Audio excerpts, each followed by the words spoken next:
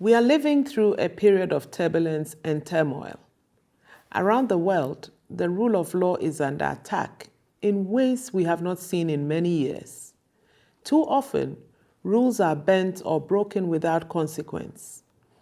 When the rule of force or impunity supersedes the rule of law, people pay the price. Inequality deepens, democracy weakens, development stalls, climate risks intensify.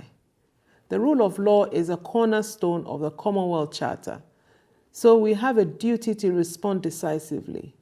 It is a rule of law that gives a young person a voice in democracy, that gives a worker her dignity at work, that gives vulnerable communities the right to a healthy environment.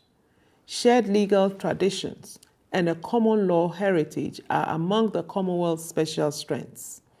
And Commonwealth Law Ministers will come together in Fiji this February to strengthen the rule of law for a resilient future, working together to defend democracy, human rights, and good governance, build fair and resilient economies, strengthen the justice system to protect people and the planet, and restore trust between institutions and the people they serve.